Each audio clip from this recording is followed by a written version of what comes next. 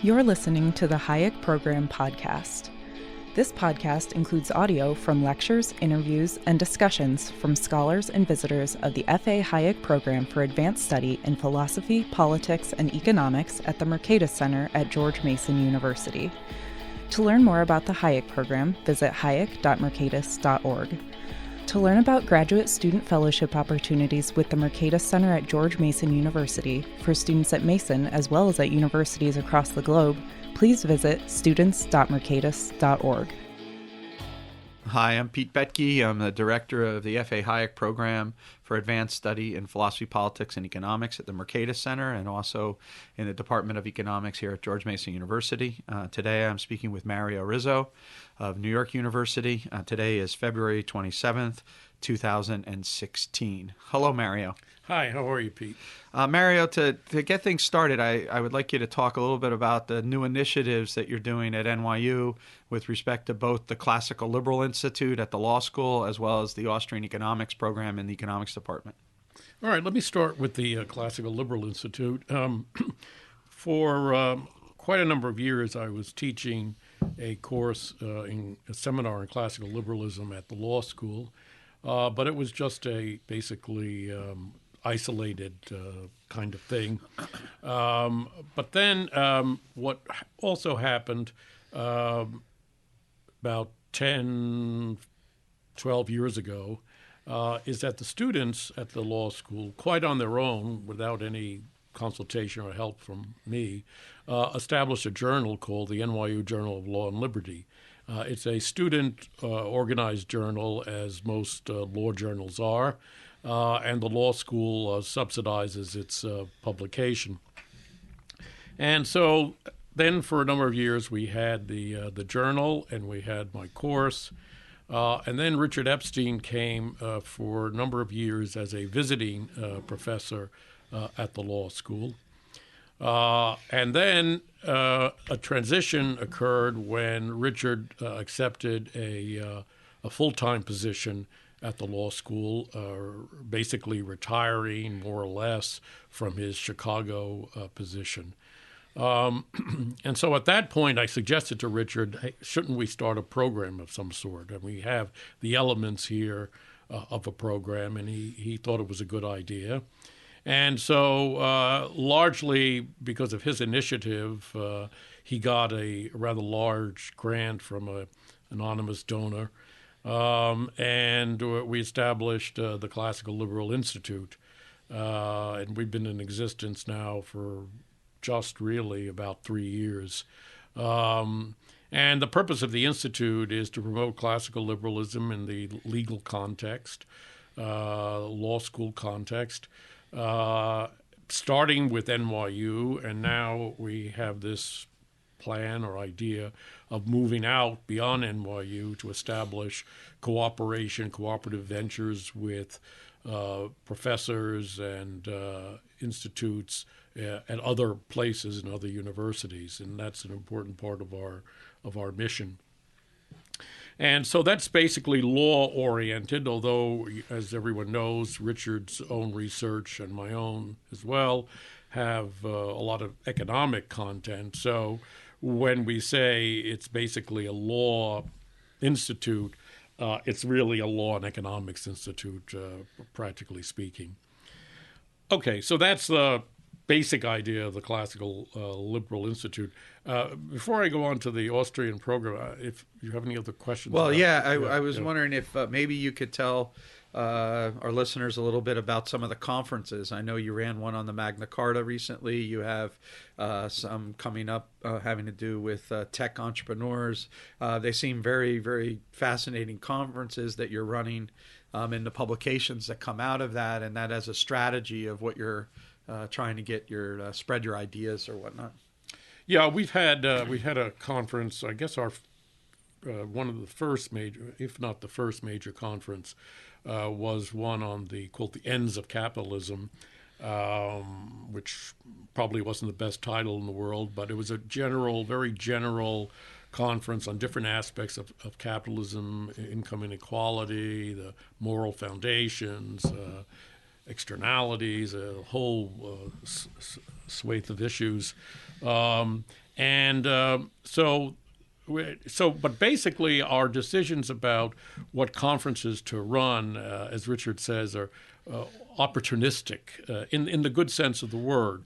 If there's an issue which we see is gathering some steam and interest in the sort of legal academy or within the law profession more generally, we'll pounce on it. But it's also determined by the interests of the people within our institute or associated with our institute, their interests and what they're interested in, what they would like to organize. The Magna Carta Conference was an interesting way that got started. Richard and I and Shruti Rajgopalan and some others were out for lunch, I guess, one day. And Shruti mentioned that the 800th anniversary of the Magna Carta was coming up. So Richard looked at me and I looked at him and I said, well, why don't we run a conference on the Magna Carta? And Shruti said, that's a good idea. So Richard says to Shruti, well, why don't you put it together, put a proposal together? And that was it. She put a proposal together and we had the conference. And most of our conferences come about that way. With Leah on tech entrepreneurship, we asked Leah, do you want to run a conference? She said, yeah, I want to run a conference. What would you like to run it on? She says, well, tech entrepreneurship. So we put up something on tech entrepreneurship. She's also interested in federalism or decentralized, polycentric governance. So she said, okay, put a proposal together on that, and we're going to have one on that next year. So it's very informal in that sense. We build on the interests of our people. And we find that that's really the best way to go, rather than coming top down with an idea. Oh, we need to have a conference on X. Who are we going to find to run it? We said, what do you want to do? And we go ahead. Now, you've been at NYU for a fair number of years now, and it's you've done your career both in legal scholarship as well as in economics. There's unique challenges, I imagine, in both of those disciplines. So before we talk about the Austrian economics program, do you have anything to say about the differences in the way that you've interacted when you've been in law environments, like when you were at Yale, for the year, or now in NYU Law School, and the way that you interact with your colleagues in economics, or is it the same challenges across the board? No, not the same challenges. I think very different. I feel in the law context, by that I mean law and economics. I include ethics in economics, which I've been teaching and done some work on. And now with sort of the behavioral law and economics and paternalism, that side of things, I find that in the law school context, there is much more flexibility and tolerance for different approaches. The economics context is far more rigid. It's the case in the economics context that if you are not saying something within the general framework that most sort of high-powered economists want to work in, it's not something which people view as very interesting. The law context is more tolerant of diverse methodologies. And so I find the law context more amenable to my predilections and, more enjoyable to interact with people in that context. Okay. So you have been involved with Austrian economics since the 1970s or earlier, I think, as a student starting, and seen the whole movement from the sort of, resurgence to then trying to develop professional inroads and establish journals, book series, graduate program I should mention before, which was the pinnacle of graduate education in Austrian economics. And really sort of, we wouldn't have had the Austrian movement today had not been for the establishment of the program at NYU. And so maybe you could talk to that, and then the challenges that you still see in the way you're building the program today? Okay. Maybe I should just start out by saying that, my interest in Austrian economics goes back to the beginnings of my interest in economics itself. I remember the first book I read on economics was Henry Hazlitt's Economics in One Lesson. And if you note toward the back of the book, there's a bibliography of some sort, and most of the works he gives are Austrian works. So I came to economics thinking that Austrian economics was the mainstream, and all the other things were sort of like deviations. And that came very, very early. I mean, I read Hazlitt's book, I think maybe in my first year of high school or between 8th grade and first year of high school. So that was very, very early, and I continued to be interested in economics in high school. But all the time thinking in sort of Austrian terms. Then it became obvious that Austrian economics wasn't the mainstream. And when I went to college, I understood that, and I learned, the regular stuff. There was a very dominant strain of Keynesianism running around in the 60s and when I was in college. So, I mean, it was even before the monetarist revolution. So Keynes was the thing in macro. And for the life of me, I could never understand Keynes in that way. So anyway, I studied it in college and then made a decision about going to graduate school based on the fact that if I wasn't going to get Austrian economics in graduate school, at least I could get an approach which was not Keynesian. And so I applied and decided to go to Chicago. But during college, Murray Rothbard was a big influence because he would, at the time, his circle was rather smaller than it later became. And he was very nurturing in the sense that, if I was interested in working on a particular project or whatever, I could ask him for references and he would provide them, and he'd provide feedback on ideas I had. And so he was very important in that respect while I was in college. And Lou Spadaro, who later became the president of the Institute for Humane Studies, was also a professor at Fordham and was very influential in helping me pursue my Austrian interests. Okay. Was Father Sadowski at Oh, Fordham? yes. I met everybody, and I kind of have to say, underline that, through Father Sadowski, who was a Jesuit priest who was teaching philosophy at Fordham. I had a group of friends who were interested in libertarianism. We were handing out some pamphlet about libertarianism, and it attracted the attention of Jim Sadowski and Jerry O'Driscoll, who was a friend of Jim Sadowski's at Fordham. So they made contact with us, and that's how I met Murray Rothbard through Jim Sadowski, how I met Jerry O'Driscoll through Jim Sadowski, and everything exploded from Jim Sadowski, who was a rather unusual Jesuit to be both a libertarian anarchist and an Austrian. Yeah. So, Yeah. So you then went to University of Chicago and you did law and economics there. Ultimately, Talk about your experiences at Chicago and what your original interests were, how they evolved, and I don't know that I had strong original interest when I went there in the sense that I knew exactly what I was going to do. I think on the application form, to the department, I said my two main interests were monetary theory and welfare economics.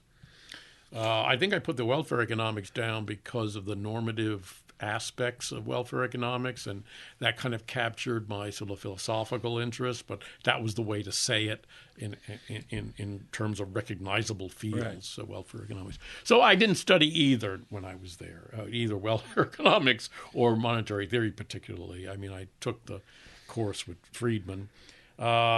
At first, I found it quite fairly difficult. It was a big change from undergraduate education in the sense that for the first time I felt that what I was being tested on and what I had to do was not so much to reproduce theories, but actually to apply theories to concrete circumstances. And there's a big difference between at least my undergraduate education, where, a typical question would be, describe the liquidity trap and what are the arguments for and against, and et cetera, to actually taking some theory and applying it and coming up with an answer in a concrete circumstance. But ultimately, I found the approach very congenial. I remember mainly in the micro area, price theory, as it was called at Chicago in those days, was very much, if you look at the old qualifying examinations, the so-called core in price theory, they were all questions essentially that required no mathematics to speak of, maybe some geometry, but basically a strong economics intuition. So, they would ask you questions. Well, why would you expect the higher quality products to be exported and the lower quality products to stay in the domestic market or something like that, right? So you could answer it completely in words, and it was an application of theory, and there was no real emphasis on, for example, the sort of axiomatic method and grounding your theories in a strong sort of mathematical context. It was all very applied, and that continued. One of my fields was industrial organization, and Stigler was the sort of master of the field. And I said to people, kind of as a joke at the time, but it was much more than a joke. It was a lot of truth, that one way I prepared for the qualifying exam in industrial organization was go into stores and notice what their pricing and practices were, and trying to explain them. Why does a department store put certain things on the top shelf instead of the bottom shelf? Or why are they pricing things 2 for 1 rather than 50% off on each one of those? Yeah. And I tell you, that really helped with preparing for the examination. So it was all very, very applied. So for me, price theory, I know you've written recently about price theory, Chicago price theory. For me, what price theory meant more than anything else was that it was applied microeconomics, very applied, and not worrying about the formal foundations of the theory, but just basically say, about negatively sloped demand curves or some very commonsensical things worked out in greater detail. In some sense, it was the common sense of political economy, right? But the common sense begins with common sense, but then you develop the common sense. And what do you do with the common sense? Well, you apply it to the world and to understanding the things around you. And so it's interesting that at the end of all of that, I said to myself, I guess what I am is an Austrian Marshallian. And but what I meant by Marshallian was not cost of production and that kind of thing, and balanced with demand, but I'm an Austrian economist who likes to understand the concrete things in the world around me. So, concrete, Marshall's idea that economics is the engine of concrete thought, more or less he said something like that, and Austrian economics. While some people think of Austrian economics as, just methodology, right? I think of it as the proof of the pudding is, can you understand the world? Well, it's a return to Hazlitt's Economics in One Lesson, Yeah.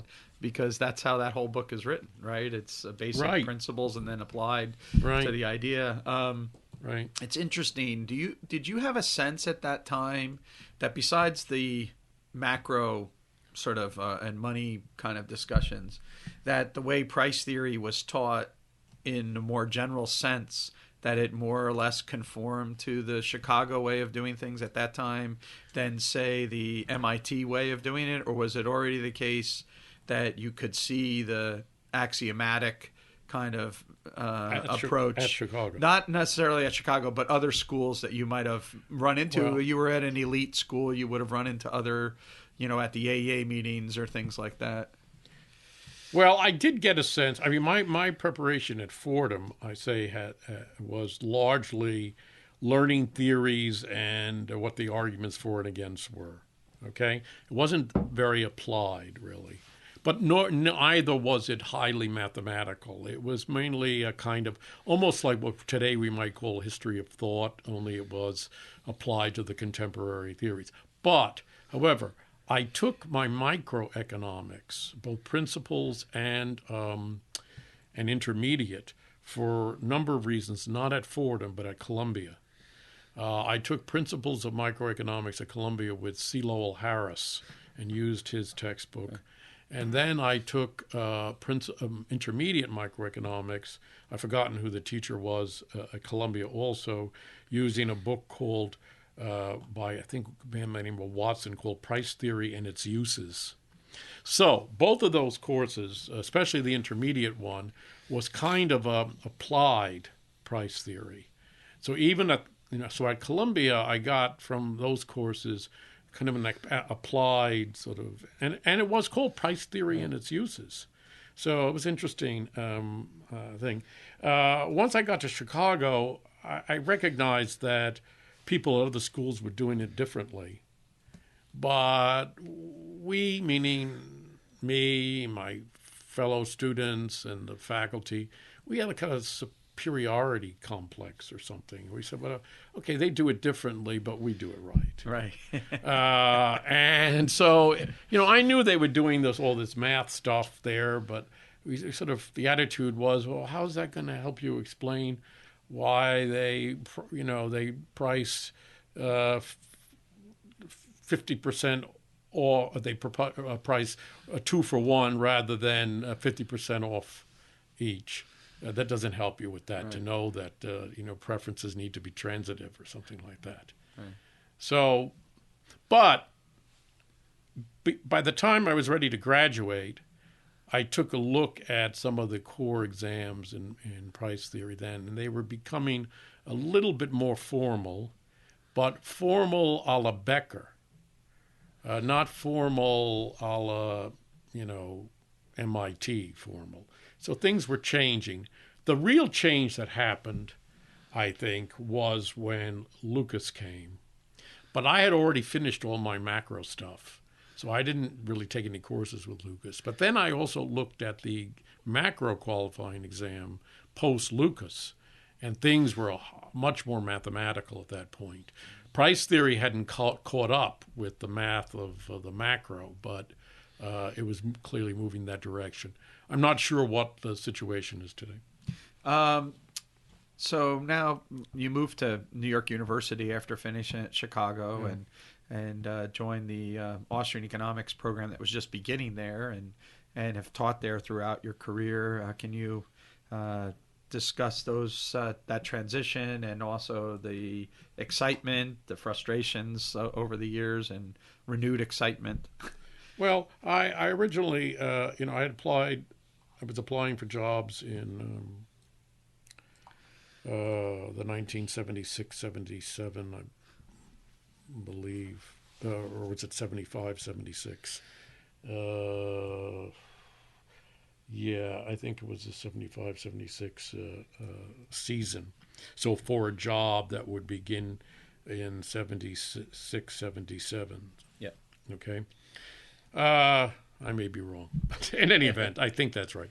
So I applied a lot of places, and I got a number of job offers. one job offer was from VPI, where Buchanan and Tulloch were at the time. I always thought that one of the reasons I got the job there was because although I did an empirical dissertation, and Buchanan wasn't in the audience, Gordon Tulloch was, and I spent part of the time telling the audience my suspicions against the econometric results, including my own.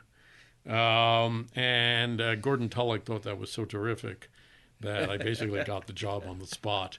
And I think no other school would, that sort of self-critical approach to econometric results have gotten me a job. Probably just the reverse.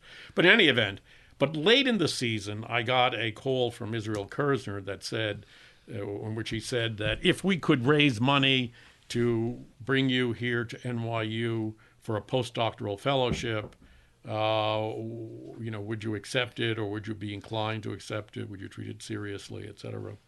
And at the time, I think that the postdoc that he was thinking about, he said, was 1 or 2 years. And I said to him, well, look, a 1-year postdoc isn't going to do the trick, because I'll arrive and then I'll be on the job market again. And what's the point of that? So I said it would have to be at least 2 years before I would consider it. So he said he would think about it, et cetera. And then he got back to me and offered me a 3-year postdoc. So at that point, it seemed pretty attractive. I get to go back to New York and all that stuff. And so I thought a little bit more, and then I said, well, you know what? 3 years is long. It's a fairly long period of time. Let me take it. So I took it, and then toward the end of the second year, I was offered a assistant professorship, and it was done very dictatorially, and to my view, very efficiently. The chairman came to my office, and he says, it's time to regularize your position.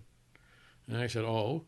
And he said, so we will, work on turning your position into assistant professorship beginning next year.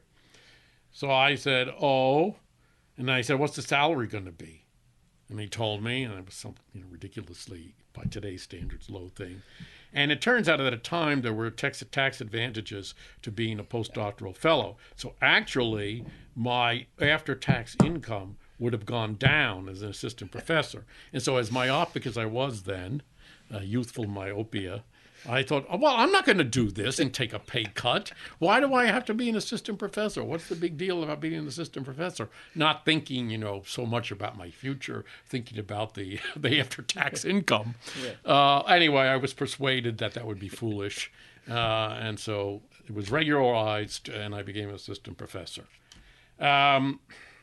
So then at that point, we had a lot of money.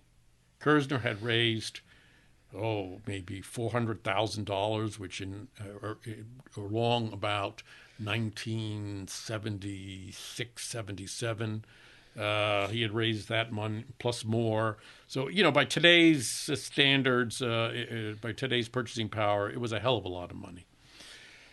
And so a year after I was hired, Jerry O'Driscoll was hired. He went through a more normal hiring process.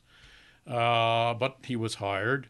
And so now we had me, Jerry O'Driscoll, we had Kirzner, of course. We also had Ludwig Lachmann, who had agreed to, back in, I believe it was 75, he began coming for a 3-year stint. And then after that came for most of the spring semester each year. So we basically, had Kirzner, Jerry, myself, and half of Lachmann each year. We had plenty of money to fund graduate students. So at one time we may have had, 6, 7 graduate students being funded in the program. But all along, at the same time, the relationships with the department were tense. They liked that we were bringing money in. They liked that we were getting publicity. But there was a changeover in chairman from Ned Nadiri, who was the one that, working with Kirzner, helped establish the program, to James Ramsey, whose vision for the department was much more mainstream neoclassical department. So for him, our progress and movement to gain professional traction was viewed as partly a threat to that vision. He didn't want us to go in that direction. He didn't want the department to go in that direction. And so we began to feel a certain, process of retarding or retardation of our progress by the authorities. Things didn't go as smoothly as they could have. Can I ask you a quick question on that too? Because it's my understanding that Jim Ramsey is actually a pretty market-oriented person too. Yes, he was very market-oriented. So then the dispute is at that point fundamentally methodological. Yes, it was methodological. We were viewed as old-fashioned. See, Nadiri's vision for the department was to establish a number of centers focused around a particular famous economist, or at least an economist who could bring in money. And so what he did was he established a sort of game theory. He let be established a game theory center based on Morgenstern, who was had retired from Princeton and was teaching at NYU. A circle of people around Machlup, Fritz Machlup, who similarly had taught at Princeton and was now at NYU, around knowledge economics. A circle of people around Vasily Leontiev, who had been at Harvard and now at NYU, around input-output. And then Kerzner, an Austrian circle around Kerzner. And so with those centers, those circles of research, he thought that was the way to promote the department. So it was a very diverse idea of a department, a promotion of a diverse department, methodologically and every which way, was his vision. Ramsey, when he took over, his vision was to promote those aspects that were most in tune with where he thought modern economics was going. His background had been in at least partly in econometrics and mathematical economics. Right. So you could see his bias there was pretty clear. And so as the program develops, you had a lot of graduate students who then went out and you had a lot of postdocs. Can you talk about some of the postdocs that came through during that period? They've all gone on to be we had some good, successful careers. Had postdocs or other forms of visiting people. I guess one of our visiting professors was Leland Yeager, who came for, I don't know whether it was a year or a semester, maybe it was a year. But the postdocs were people like Bruce Caldwell, who was writing his book Beyond Positivism at the time. And we discussed many of those ideas. We had another postdoc was Uskali Maki, who is a famous methodologist now at Erasmus University. His interest in Austrian economics was kind of on the margins, I think, although he obviously was attracted to the philosophical interests that Austrians had and to this idea of essentialism, which comes from Menger and Kerzner more than others. And so he was there for a year or so. We also had Roger Garrison actually was there. I don't know whether he was a postdoc or a visiting professor at the time. Although Roger hated New York, the main thing I remember about Roger being there, and the same thing about Leland Yeager, was that they both didn't like New York and they were quite disoriented by the whole place. But nevertheless, they were Roger, especially Roger, I think, was very interested in Austrian macroeconomics, and so it was very good to have him around. Larry White was a postdoc before he became an assistant professor, and so he was there. for a period of time.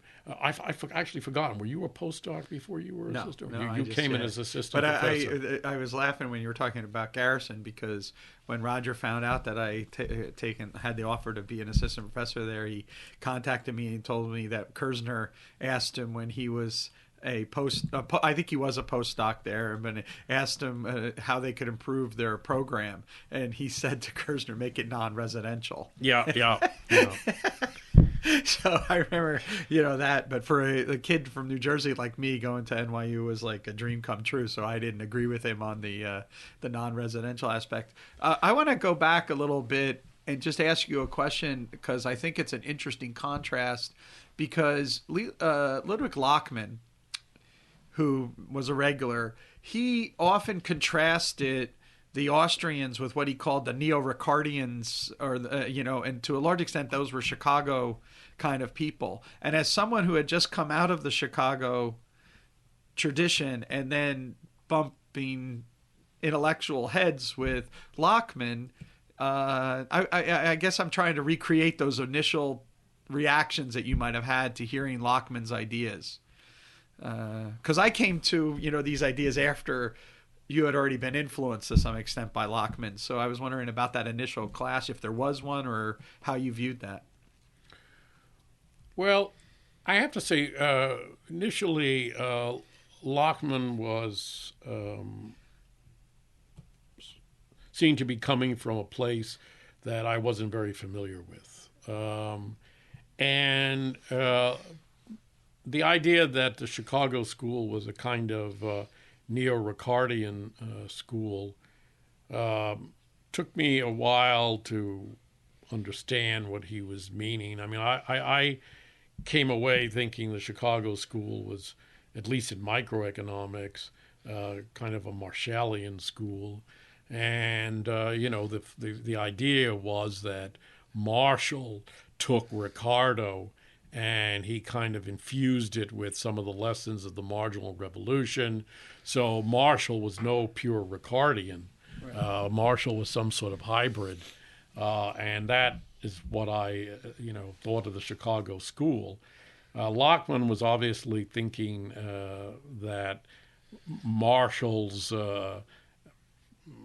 additions or adjustments to Ricardo were not enough, and that it was still a highly sort of objectivist school, because Lochmann was thinking much more about the furtherance of subjectivism into the area of expectations and things of that sort.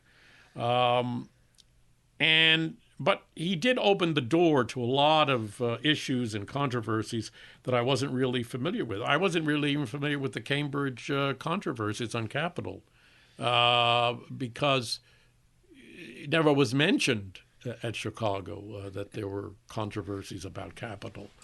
We didn't really talk much about capital, except to say that you needed finance capital for investment, and you needed machines. So, capital wasn't very... and, they may have had something there, because capital is a very difficult issue to discuss.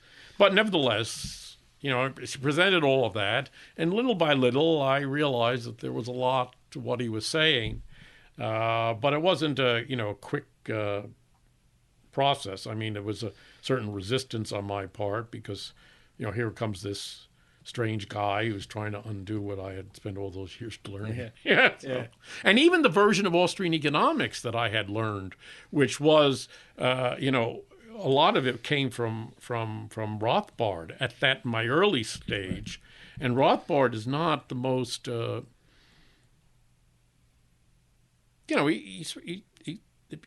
you're going to say that there's such a thing as a more equilibrium-oriented Austrian, it certainly is Rothbard. He's your Austrian Marshallian, as you said before. Yeah, something like that. He wasn't Austrian the way Lochmann was Austrian, or even the way Hayek became Austrian. Yeah. No, it's fascinating. I want to turn to your books. So I want to talk about your recent book that you're working on right now. But before that... one thing, do you want to talk about how the program blew up, sort of? at NYU? No, we don't have to talk about that because I'm going to ask you more about Austrian economics in general and the role that you can relate to that as you talk about the evolution of the economics of time and ignorance. All right. And the role that played. Okay. Because that began much earlier with a what is Austrian economics kind of challenge that was put to you, and then it evolves into this book that met with tremendous excitement when it was first published, and then it has a long history afterwards. And so I just was wondering if you could maybe talk about your experience in writing the book and dealing with the controversies associated with the book and the developments afterwards. Okay. Yeah. Well, you're right. It began with just wanting to write an essay for the Journal of Economic Literature, answering the question, what is Austrian economics? And the reason that we thought it was necessary to do that, now this was along around when the original conception of such an essay came to our mind, Jerry and mine, was really around 1981 or something like that, 82. Exact dates I may have slightly wrong, but and the reason it came to our minds was because there seemed to be sort of a bit of an uncertainty. People would ask sometimes, how do you differ from Chicago economics? Okay, so if they got the sense of how we differed from Chicago economics, then they might say, well, how do you differ from mainstream, or the rest of the mainstream economics? And so, in a sense, we were always answering the question about, well, we're not this, we're not that, but what is the essence? What, if you want to use that word, what are the core ideas of Austrian economics? Now, today, it may seem simple to answer that question, but at that time, it really wasn't so simple. There was a lot going on in the presentation of Austrian economics, and some degree by people who were not fully cognizant of what they were writing, or at least not familiar enough with the tradition. So sometimes we had articles that would appear, I'm not mentioning names, that didn't quite differentiate Austrian economics from, say, some more standard approach, some either Marshallian or even Boettke or something. Things were a little bit confused. So there seemed to be some need to just sort of set it out. And Kerzner had written Competition and Entrepreneurship, but that was just one area. But what about the rest of it? How does it all fit together? So we thought about doing that, Jerry and I, and we presented, we wrote a paper called "What is Austrian Economics?" He presented it at the meetings, the AEA meetings I believe it was in Denver at the time, and at that meeting, we tell some of the story actually in the most recent edition of the book called Austrian Economics Reexamined. But the publisher from Basil Blackwell, an editor from Basil Blackwell, was there, and he thought it would make a good book, and sent a letter asking if we were willing to turn it into a book. And so then we decided to do that. So in the research of the book, we're trying to sort of get down to what are the essential features, what is it all about at some deep level. And then things begin to look a little bit different than they looked before. It wasn't just a matter, as I thought, I've been studying Austrian economics for, so many years, and Jerry, so we're just going to write down what we always thought. It turns out when you think about the fundamentals, sometimes you say, well, it's not quite that. Maybe it's this, and your view of what the foundations are begins to evolve, begins to change, especially since both of us were educated at a time much more recent than the old Austrians. So now, what does all this stuff mean in the world of the 1980s? Right? It doesn't mean the same thing necessarily as it meant in 1925 or in 1890. something like that. And that's where the trouble began, in a sense. The trouble in the sense of getting some of the others who perhaps who were older than we were, but who had pretty much accepted the kind of Austrian economics that perhaps was kind of finished certainly by the end of the socialist calculation debate. That they had accepted a view of Austrian economics as sort of complete as of that date. And that didn't quite make sense to us in the world in which we were living. Right. And so in the effort to restate, things began to look a little differently, and the foundations began to look different.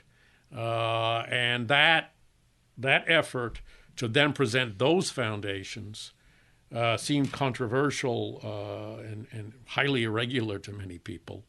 And we got a lot of pushback there.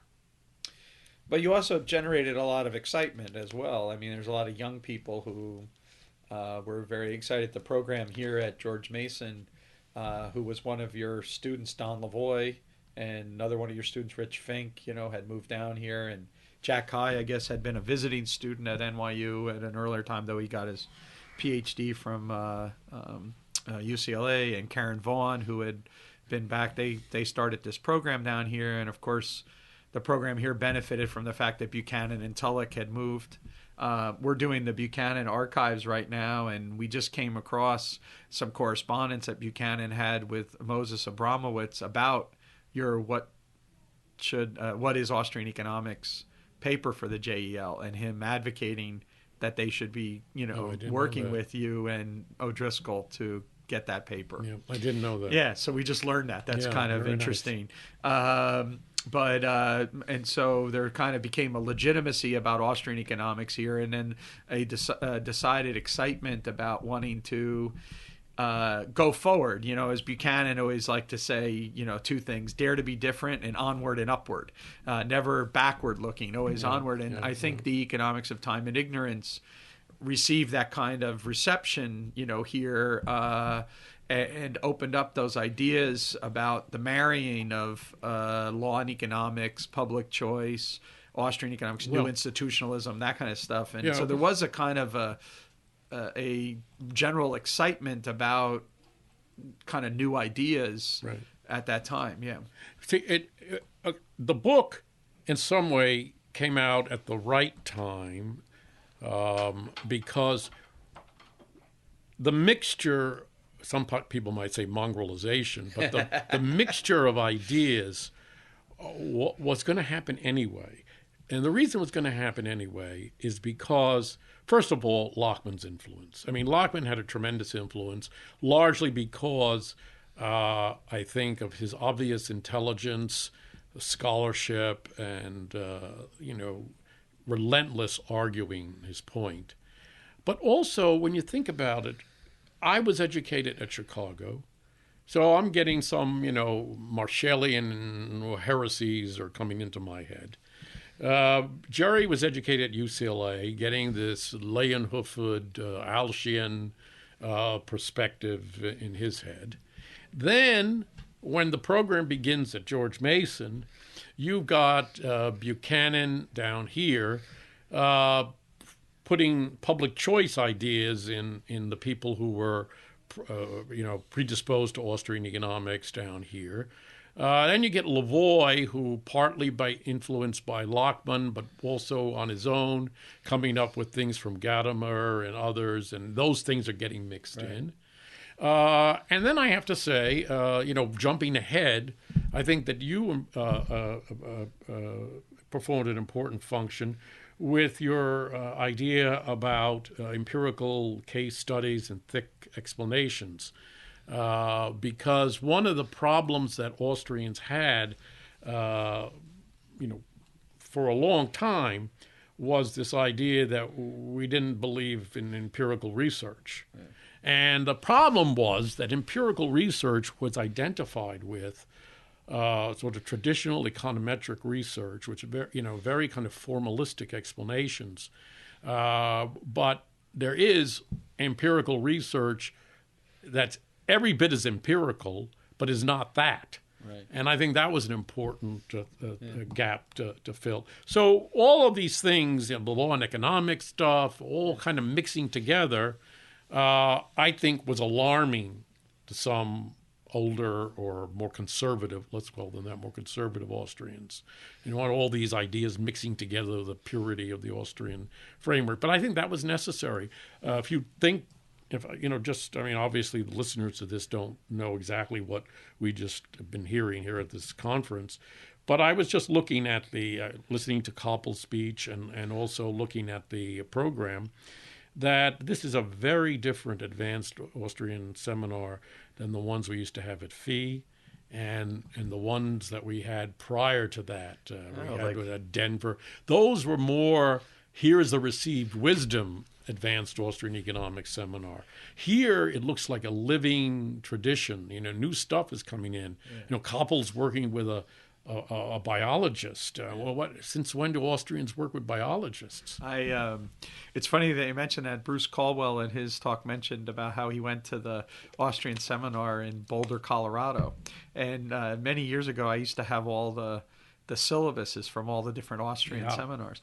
There was, in Colorado, there were 8 lectures on Austrian capital theory. Yeah. Garrison. God bless Garrison for putting himself through all that. 8 lectures, and it's a totally different world. And I remember the kinds of issues we used to discuss, which seemed so important at the time, and now we could say, well, what the hell are we doing?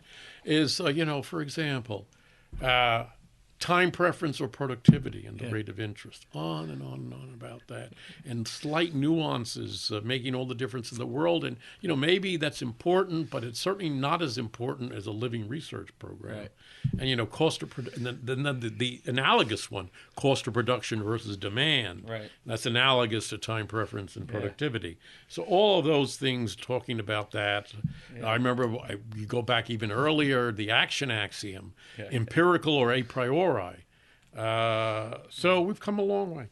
I will say, I'll put a plug in for the old days. So I remember when I went to Milwaukee, that's where I went to the Austrian seminar, and I was just elated to sit there. The lectures at that were Kersner, yourself, Jerry, and Roger. And it was just Roger Koppel was actually one of my fellows at that conference. It was actually before I started graduate school, but after I had finished undergraduate school, and I just thought I was in heaven having those kind of discussions. But keep in mind, I spent most of my senior year debating with a fellow undergraduate who was also interested in Austrian economics, who went on to become a theologian, about the nature of the action axiom for years and whatnot. So I appreciate the point about the living, but I think those older debates also can be very fun and useful. Right.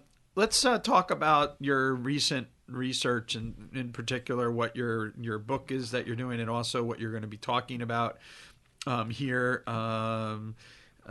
You have always been a very philosophically sophisticated thinker about economic theory. One of my favorite essays of yours is on the causal genetic moment in economics, which I think is a very powerful way in which we think about what the task is that we're trying to do in economics. Not everyone else, buys that because they don't understand the sort of philosophical issues at stake. But in recent years, there's been a move challenging the basic conception of rationality. You've been working on that and its relationship in theory, but also in application in law and economics and whatnot. But yet at the same time, you were someone who, in the economics of time and ignorance, actually opened up the concept of individual choosing and the agony of choice in a way that seems to touch on some of the themes that behavioralists want to talk about. But maybe you could talk about that and the book and what you're hoping to achieve in that. Okay. First of all, I have to say that I think the emergence of behavioral economics and of so-called new paternalism is has presented many, many opportunities for Austrians as well as other types of economists, because there's nothing so fundamental to modern economics as the concept of rationality. And I think that what we're witnessing among behavioral economists is two approaches. Now, I'm talking about, what most people would recognize as behavioral economics, but there still are two approaches. One is the idea, which is being promoted by people like List and even Leibson and some others, and many in my own department. As behavioral economics, it's an amendment to neoclassical economics, and that we should proceed in a sense, in a way that's very similar to how we proceed with standard economics. And that I think List and Leibson in an article called Behavioral Economics for Principles of Behavioral Economics say that standard economics, let's say you're in Chicago and you want to get to Fenway Park in Boston. Standard economics will get you to Boston, but behavioral economics will get you to Fenway Park. Okay, so it's a refinement. It's a improvement on what neoclassical economics or standard economics is. And standard economics is a lot. It gets you to Boston from Chicago. That's a big trip. But if you really want to get good at this, you're going to have to adopt behavioral economics to get you really to your goal. All right. So there are efforts on the part of behavioral economists to say, well, we have to just modify the standard neoclassical axioms to allow for the frame in which a decision is made might affect the choice that people make. So we have to modify standard economics. But there are others who are more outside the mainstream, who think that this is a revolution in economics. This means that really economics needs to be rethought in some fundamental way. And I think that Austrians could occupy a sort of a position there that may be somewhere, I hate to have this middle ground business again, but somewhere a middle ground between saying it's an amendment and everything has to be overturned. And I think the key is that the Austrian concept of rationality never was as specific or narrow as the neoclassical model, so that Austrians should be open to broader conceptions of rationality. And that's what I hope that the book that I'm doing will emphasize and will convince people of, is that it's not that rationality has been challenged. It's that a very specific and narrow concept of rationality has been challenged, and that what we need to do is broaden our view of what rationality is, and look at it in a much more pragmatic way. Is it a good adaptation? Are people thinking and doing in a way that's a good adaptation to their specific circumstances?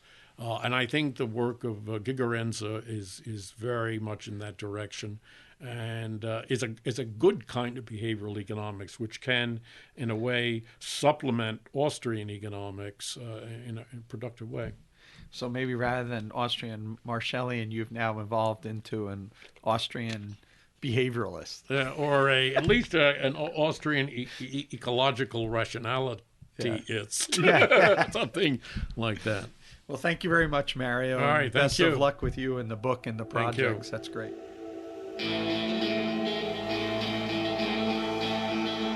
Thank you for listening to the Hayek Program podcast.